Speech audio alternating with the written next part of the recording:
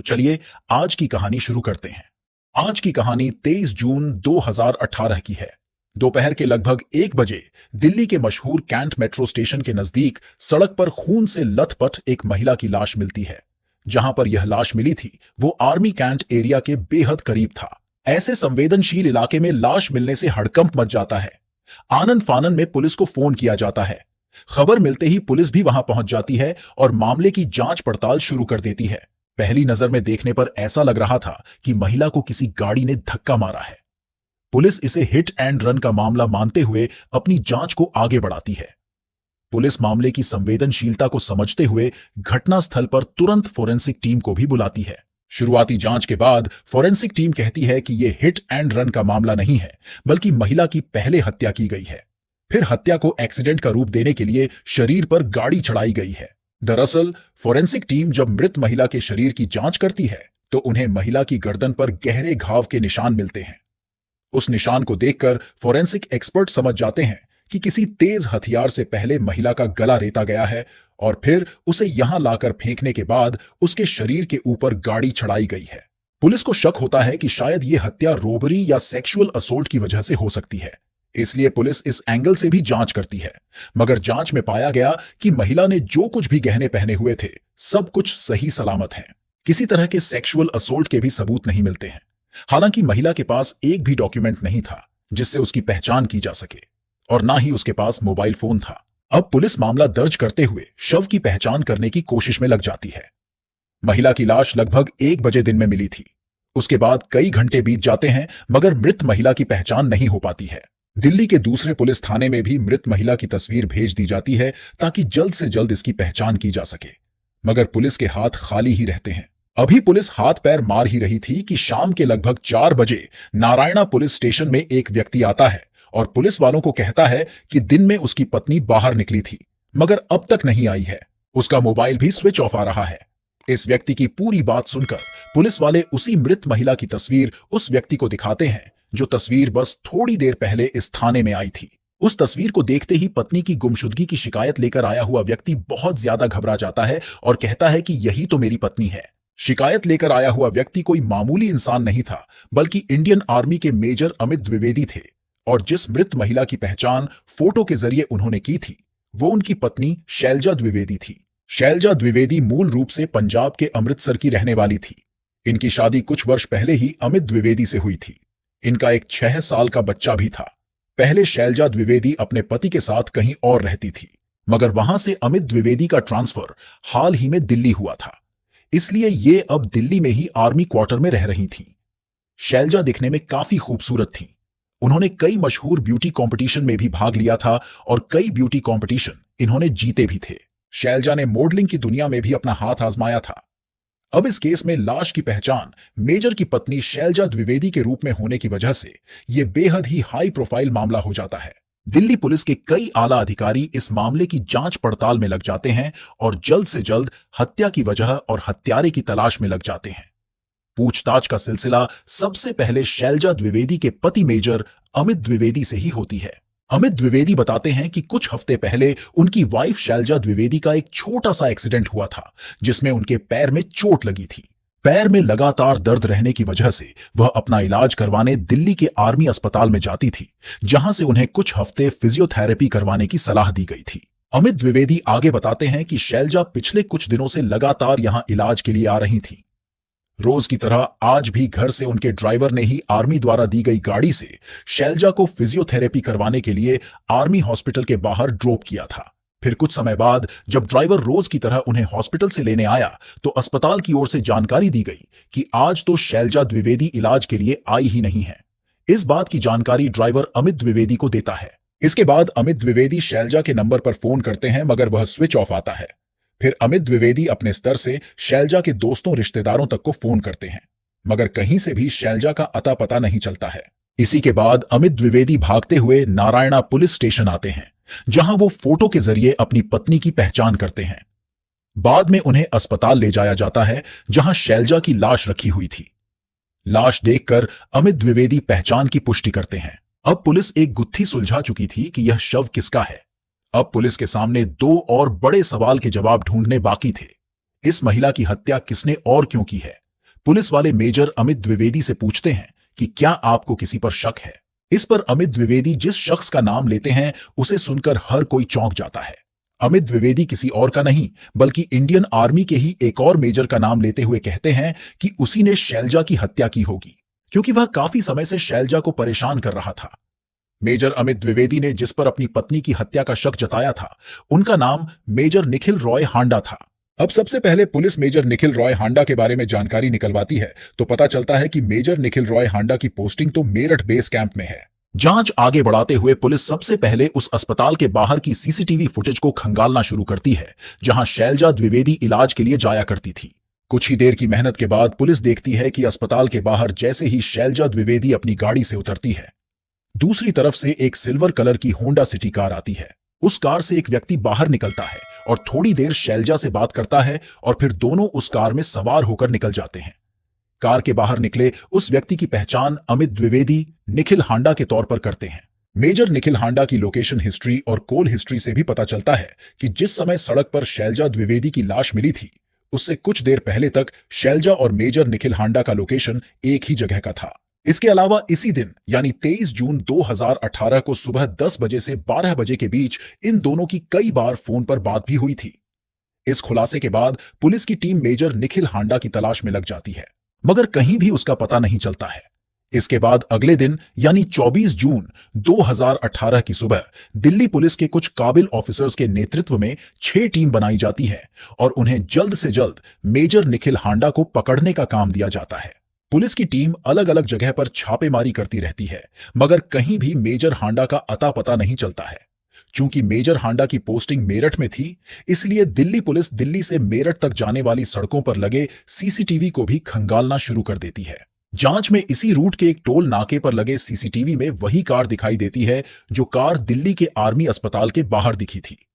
अब पुलिस की टीम मेरठ के लिए निकल जाती है। इधर पुलिस की जांच पड़ताल में खुलासा होता है कि मेजर हांडा के पास एक और मोबाइल है जिसका नंबर बस चंद लोगों के पास है। अब पुलिस वाले इसी दूसरे नंबर को ट्रेस करते हुए मेरठ के आर्मी बेस कैंप में पहुंच जाते हैं। यहां पुलिस वालों को जानकारी मिलती है कि बस अभी कुछ देर पहले ही मेजर निखिल हांडा निकले हैं। पुलिस वाले अब उसी रास्ते पर निकल जाते हैं जिधर मेजर निखिल हांडा निकले थे। कुछ ही दूरी पर मेजर निखिल हांडा की कार दिखाई देती है। पुलिस वाले पीछा करते हुए उस कार को रोकते हैं और फाइनली मेजर निखिल हांडा को गिरफ्तार कर लिया जाता है। गिरफ्तारी के बाद जरूरी कागजी कार्यवाही पूरी कर लेने के बाद दिल्ली पुलिस निखिल हांडा को लेकर दिल्ली आ जाती है और यहां पूछताछ का सिलसिला शुरू होता है। इस पूछताछ में जो कुछ भी खुलासा होता है उसके बारे में जानकर हर कोई हिल जाता है। पहले तो निखिल हांडा शैलजा की हत्या या फिर उसे पहचानने से इनकार करता है, मगर जब पुलिस उसे सबूत दिखाती है तो मेजर हांडा धीरे धीरे राज उगलना शुरू करता है। मेजर निखिल हांडा के बयान के मुताबिक शैलजा द्विवेदी से उसकी पहली मुलाकात 2015 में तब हुई थी जब मेजर निखिल हांडा की पोस्टिंग नागालैंड के दीमापुर में थी और शैलजा के पति अमित द्विवेदी की भी पोस्टिंग यहीं थी। यहां मेजर निखिल हांडा अकेले रहते थे, जबकि मेजर अमित द्विवेदी अपनी पत्नी शैलजा द्विवेदी और अपने बच्चे के साथ रहते थे। साथ में ड्यूटी करने की वजह से दोनों मेजर की आपस में दोस्ती थी। दोस्ती की वजह से एक दिन मेजर निखिल हांडा मेजर अमित द्विवेदी के घर जाते हैं। यहीं उनकी मुलाकात पहली बार शैलजा द्विवेदी से होती है। यहीं पर दोनों में कुछ बातें होती हैं और फिर धीरे धीरे दोस्ती का सिलसिला शुरू हो जाता है। फिर इन दोनों में बातचीत होने लगती है। समय बीतने के साथ इन दोनों की दोस्ती भी काफी गहरी हो जाती है और बातचीत भी पहले से कहीं ज्यादा होने लगती है। पहले निखिल हांडा और शैलजा द्विवेदी की कभी कभी मुलाकात होती थी और ज्यादातर ये दोनों फोन पर ही बात करते थे, मगर एक समय बाद इन दोनों में वीडियो कॉलिंग का सिलसिला भी शुरू हो जाता है। रिपोर्ट्स के मुताबिक शैलजा और निखिल हांडा तब वीडियो कॉलिंग किया करते थे जब मेजर अमित द्विवेदी के ड्यूटी का समय होता था। शैलजा उन्हें इस बात की भनक भी नहीं लगने देती थी कि उनकी पत्नी मेजर निखिल हांडा से बात करती है। ऐसा 2015 से 2018 के शुरुआती महीने तक चलता रहता है, मगर एक दिन जब शैलजा निखिल हांडा से वीडियो कॉलिंग कर रही थीं, तभी मेजर अमित द्विवेदी अपनी पत्नी को रंगे हाथों पकड़ लेते हैं। यह सब देखने के बाद अमित द्विवेदी शैलजा को काफी डांटते हैं और इस बात को लेकर इन दोनों में झगड़ा भी होता है। अमित शैलजा को हिदायत देते हैं कि तुम आज के बाद से कभी भी निखिल हांडा से बातें नहीं करोगी। निखिल हांडा से भी मुलाकात करके अमित द्विवेदी कहते हैं कि आज के बाद तुम शैलजा से कोई संपर्क नहीं रखोगे, वरना बहुत बुरा होगा। मेजर निखिल हांडा के बयान के मुताबिक इस घटना के बाद कुछ महीनों तक तो उन दोनों की फोन पर बातचीत बंद रहती है, मगर कुछ ही महीनों बाद एक बार फिर से इन दोनों में बातचीत का सिलसिला शुरू हो जाता है। इस घटना के कुछ ही समय बाद यानी 2018 के अप्रैल महीने में अमित द्विवेदी का ट्रांसफर दिल्ली हो जाता है। उस कारण अमित द्विवेदी अपने परिवार के साथ दिल्ली आ जाते हैं और आर्मी क्वार्टर में ही रहने लगते हैं, जबकि निखिल हांडा का इनसे पहले मेरठ बेस कैंप में ट्रांसफर हो जाता है। मेजर निखिल हांडा के बयान के अनुसार वीडियो कॉलिंग के दौरान जब से अमित द्विवेदी ने शैलजा को पकड़ा था, उसके बाद से शैलजा निखिल से कुछ महीनों तक तो बिल्कुल बात ही नहीं करती है। लेकिन निखिल के जोर देने पर इन दोनों में एक बार फिर से बातचीत शुरू होती है, मगर शैलजा अब पहले की तरह रिस्पॉन्स नहीं दे रही थी। शायद शैलजा को अपनी गलती का एहसास हो रहा था। मई महीने में तो स्थिति ऐसी हो जाती है कि शैलजा अब निखिल के फोन कॉल्स को इग्नोर करने लगती है। इन सब के बावजूद निखिल फोन करना बंद नहीं करता है और अब वो शैलजा पर अपने पति अमित को छोड़ने का भी दबाव बनाने लगता है। साथ ही कहता है कि मैं तुमसे ही शादी करूंगा। कमाल की बात तो यह थी कि निखिल हांडा भी पहले से शादीशुदा था और उसका एक बेटा भी था। इसके बावजूद भी निखिल हांडा शैलजा द्विवेदी पर शादी करने का दबाव बना रहा था। जून महीने में ऐसा होता है कि शैलजा अब निखिल हांडा का फोन उठाना लगभग बंद ही कर देती है। इसी बीच शैलजा का एक छोटा सा एक्सीडेंट होता है और वह आर्मी अस्पताल में अपना इलाज शुरू करवाती है।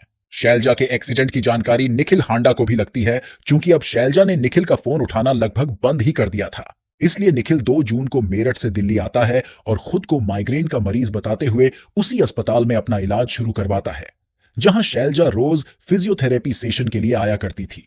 निखिल ने ऐसा इसलिए किया था ताकि इलाज के बहाने उसकी शैलजा से मुलाकात हो जाए। हालांकि उसकी ये चाल ज्यादा कामयाब नहीं होती और शैलजा से उसकी मुलाकात नहीं हो पाती है। इसके बाद निखिल नई चाल चलता है और अब वो अपने स्वस्थ बेटे को मरीज बनाकर अस्पताल में जबरदस्ती भर्ती करवा देता है। ऐसा उसने बस इसलिए किया था ताकि अब वो बेटे के इलाज के बहाने अस्पताल में रुक सके और शैलजा से मुलाकात कर सके। बेटे के इलाज के बहाने उसे आर्मी यूनिट से छुट्टी भी आसानी से मिल जाती है और वो अब अस्पताल में रहते हुए शैलजा से मिलने का बहाना ढूंढता रहता है। उसकी ये चाल कामयाब भी हो जाती है और 1-2 बार शैलजा से उसकी मुलाकात भी हो जाती है। इस मुलाकात के बाद शैलजा फिर से निखिल का फोन उठाना शुरू कर देती है और इन दोनों के बीच थोड़ी बहुत बातचीत शुरू हो जाती है। निखिल हांडा के बयान के मुताबिक जब शैलजा फोन पर बात करने के दौरान अपने पति अमित द्विवेदी को छोड़कर निखिल से शादी करने के लिए तैयार नहीं होती है, तो एक दिन निखिल शैलजा से फोन पर बात करते हुए कहता है कि कम से कम तुम मुझसे एक बार मिल लो, उसके बाद मैं तुम्हें कभी फोन नहीं करूंगा।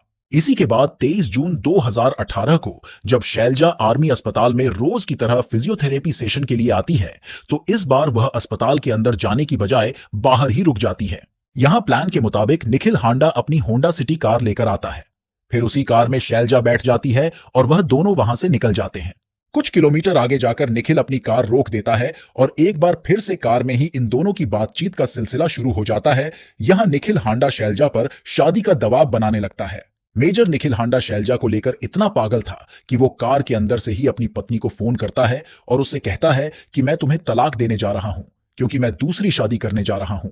इसके बाद अब निखिल हांडा शैलजा से कहता है कि तुम भी अपने पति से बस जितनी जल्दी हो तलाक ले लो और मुझसे शादी कर लो। लेकिन शैलजा अपने पति अमित द्विवेदी से तलाक लेने से मना कर देती है। इस बात को लेकर कार के अंदर ही शैलजा और निखिल हांडा के बीच झगड़ा होने लगता है। इसी झगड़े के दौरान शैलजा निखिल से कहती है कि मैं और तुम बस एक दोस्त हैं, मैं तुम्हें इससे ज्यादा कुछ नहीं समझती और मैं तुमसे शादी नहीं कर सकती। अगर तुमने मेरा पीछा नहीं छोड़ा और मुझे फोन करना बंद नहीं किया तो मैं आर्मी में तुम्हारे खिलाफ शिकायत दर्ज करवाकर तुम्हारा कोर्ट मार्शल करवा दूंगी। इतना सुनते ही निखिल को गुस्सा आ जाता है और वह जवाब में शैलजा से कहता है कि अगर तुम मेरी नहीं हो सकती तो फिर तुम किसी की भी नहीं रहोगी। बस इसी के बाद वो एक झटके में शैलजा की गर्दन पकड़ लेता है और अगले ही पल अपने साथ चिपकाकर लाए गए चाकू से शैलजा की गर्दन पर वार करना शुरू कर देता है।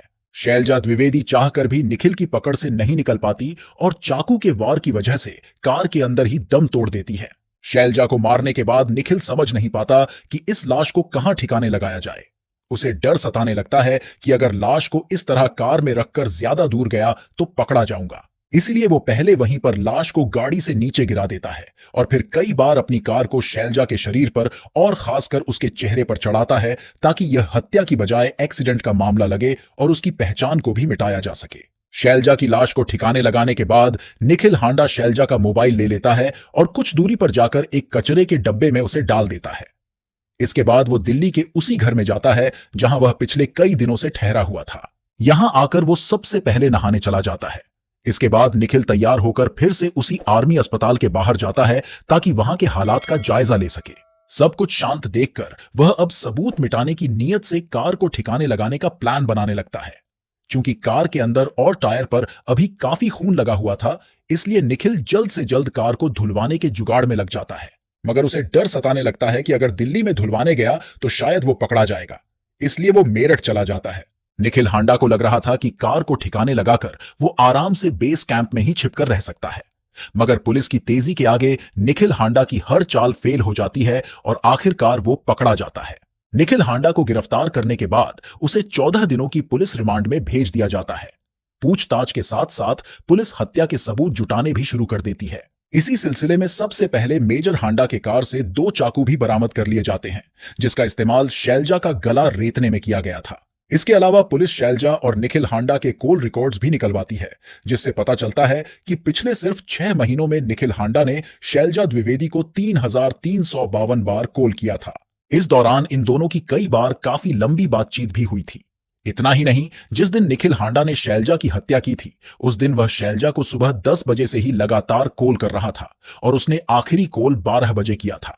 जांच पड़ताल के दौरान पुलिस कई दिनों के अथक प्रयास के बाद शैलजा का फोन भी कचरे के ढेर से बरामद कर लेती है, जिसे निखिल ने शैलजा की हत्या करने के बाद चुराकर फेंक दिया था।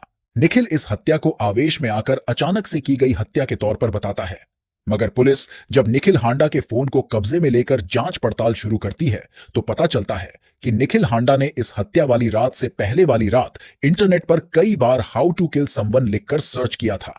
इसके अलावा उसने सबूत मिटाने के तरीकों के बारे में भी गूगल सर्च किया था।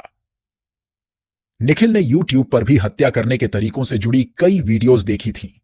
इन सभी सबूतों से पता चलता है कि निखिल ने शैलजा की हत्या का प्लान पहले ही कर लिया था।